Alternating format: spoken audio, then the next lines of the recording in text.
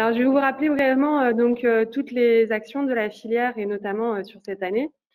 Donc, la filière n'a pas bougé. Donc, c'est toujours 12 centres de référence maladies rares donc au sein de la filière qui sont le noyau constitutif de la filière avec le professeur Régis Peffot de la Tour dans l'animation générale de la filière. Il y a également donc 101 laboratoires de diagnostic et de recherche qui sont associés à ces centres de référence, 12 associations de patients et on est en partenariat avec 8 sociétés. Donc, les 12 centres de référence, ça fait donc 12 coordonnateurs, 24 sites constitutifs qui permettent à les aider à la coordination et 189 centres de compétences qui permettent une prise en charge sur l'ensemble du territoire de ces patients atteints de maladies rares. Donc, au total, ça fait 225 sites hospitaliers qui sont labellisés par le ministère de la Santé et de la Recherche tout récemment aussi. Également, vous avez peut-être vu passer l'appel à projets sur les plateformes d'expertise maladies rares qui sont situées dans les différents hôpitaux que vous voyez ci-dessous. Il y aura 10 nouvelles plateformes d'expertise maladies rares qui vont être labellisées prochainement. Et donc, c'est vraiment pour être au plus proche au niveau régional, voire local, des patients maladies rares pour rediriger, pour faire de la communication locale, etc. Donc, voilà, c'est mis en place progressivement. Je sais que le CHU de Rennes est très actif pour la région Bretagne. Voilà, et tout va suivre très prochainement. Ensuite, il y a la même chose également au niveau des plateformes de coordination maladies rares en Outre-mer pour également voilà, dynamiser en tout cas ces différents départements pour les patients maladies rares, donc vraiment plus local, au plus proche du patient. Donc, on avait parlé donc des protocoles nationaux de diagnostic et de soins, des protocoles nationaux de diagnostic et de soins.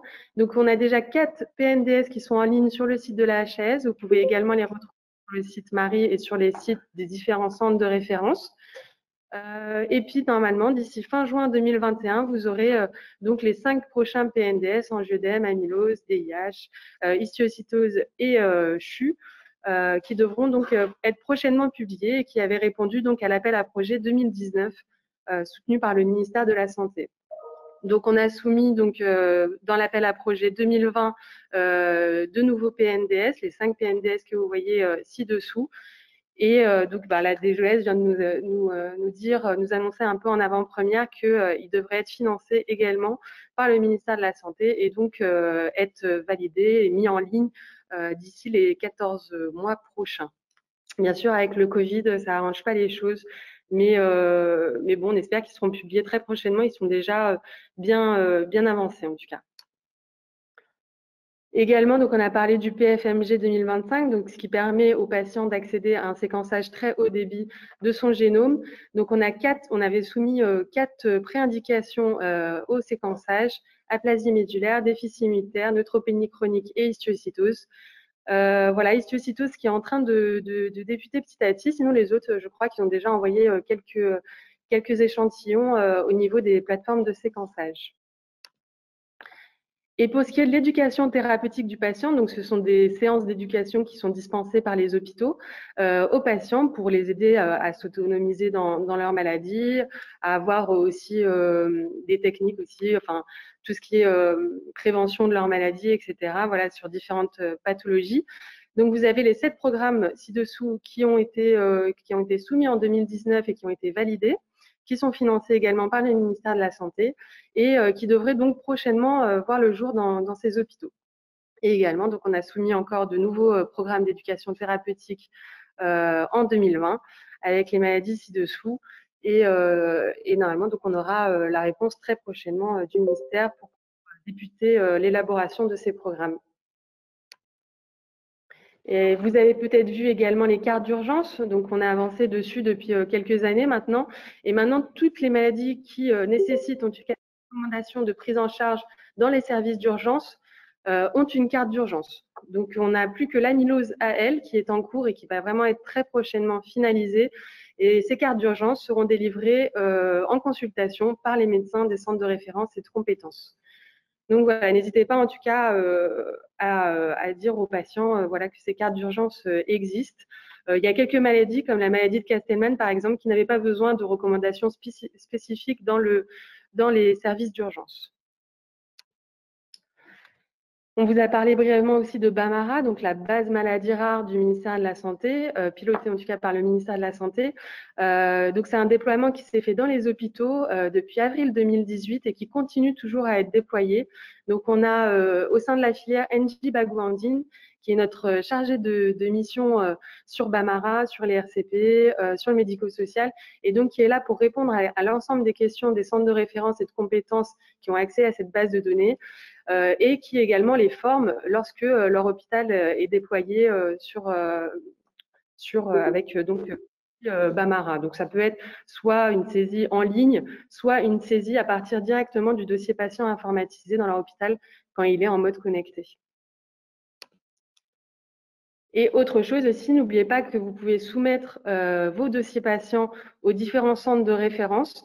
Donc, vous avez l'ensemble des fiches de demande d'avis d'RCP sur le site Marine, également sur les sites des centres de référence. Donc, n'hésitez pas à les télécharger, à les compléter. Vous avez également toutes les informations sur la fiche pour pouvoir la renvoyer. Vous avez également les dates des RCP qui sont régulièrement mises à jour. Vous avez à peu près donc toutes les RCP. Là, on va mettre très prochainement en place la RCP microangiopathie thrombotique, qui est donc un peu particulière parce que finalement, c'est un avis d'urgence. Et là, on a décidé donc avec le centre de référence de les aider dans la mise en place officielle, en tout cas, d'une réunion de concertation pluridisciplinaire pour rendre des avis qui sont un peu moins urgents. Et donc sur la communication formation, donc comme chaque année, on organise notre journée nationale avec différentes thématiques qui sont choisies par le comité de pilotage de la filière. Donc, bien sûr, les inscriptions sont gratuites et en plus, on prend en charge normalement, sauf Covid, les transports des internes et des médecins, notamment ceux d'outre-mer et ceux de nos centres de référence et de compétences. Voilà, ça aurait été un plaisir de vous accueillir aujourd'hui, mais mes contraintes obligent. Voilà, on a tout passé en visioconférence. Également, on se déplace en région. Donc là, la même chose, on a eu la chance de se déplacer en Martinique pour organiser la journée Antilles le 6 mars 2020, juste avant le confinement général. Voilà, il y avait une cinquantaine de participants de l'ensemble des Antilles et de la Guyane. Malheureusement, notre journée du 20 novembre prévue donc au CHU de Rennes a dû être reportée. On espère que c'est que partie remise et qu'on va pouvoir l'organiser très prochainement. Ces journées n'étant pas possibles en 100% visio parce qu'en fait, on a tout un système de QCM et le premier interne ou chef de clinique du classement qui répond donc le mieux au QCM de la journée gagne une inscription au congrès national de son choix. Donc la SFP, la SFH, la SNFMI. Voilà, donc c'est généralement une cinquantaine de participants qui participent à ces journées.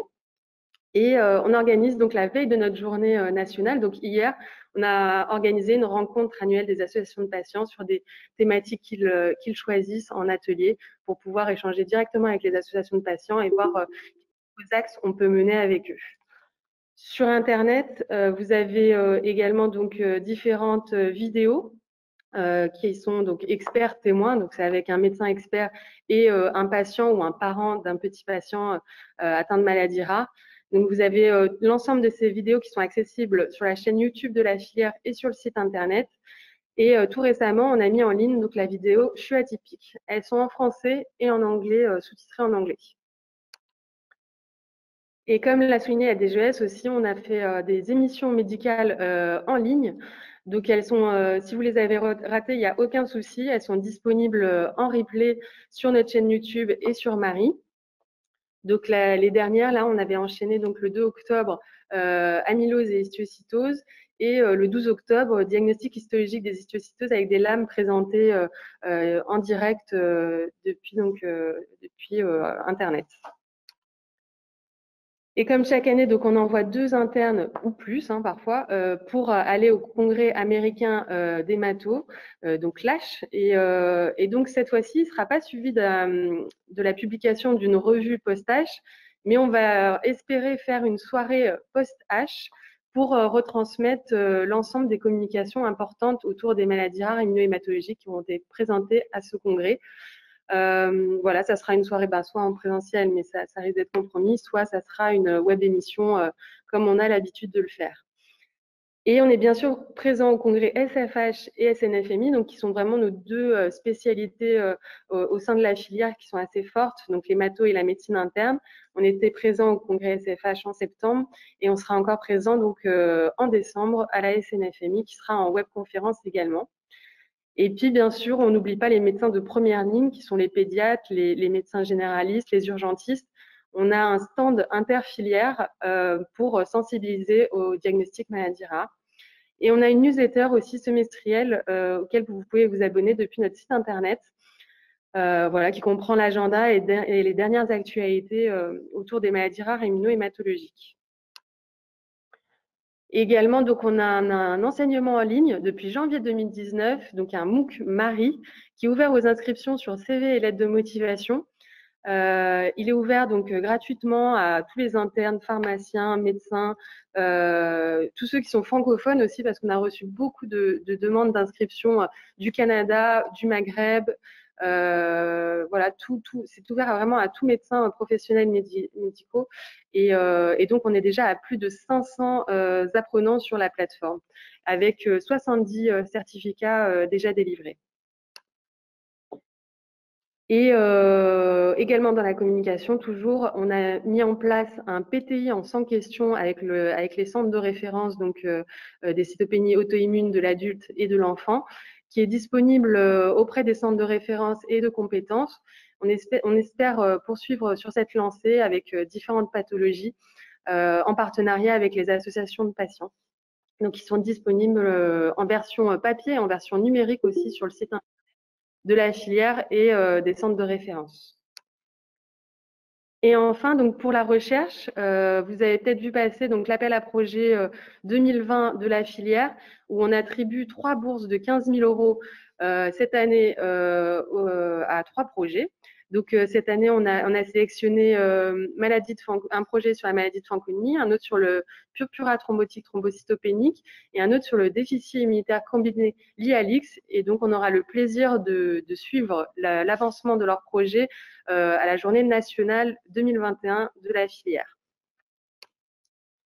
Et donc, pour vous présenter à nouveau l'équipe de coordination, donc avec le professeur Péfo de la Tour, qui est le coordonnateur national de l'ensemble du réseau, notre responsable scientifique, le professeur Marc Michel, moi-même donc en chef de projet, et je suis accompagnée de Margot Darcel, qui est chargée de communication, Nji Bagouandine, chargée de mission d'expertise et médico-sociale, et Bamara. Et puis, on a également donc notre chef de projet recherche clinique, qui permet donc d'aider les centres de référence dans la soumission de leurs projets et à les accompagner jusqu'à la fin. Je vous remercie à tous. Je vous souhaite bien entendu une très bonne journée.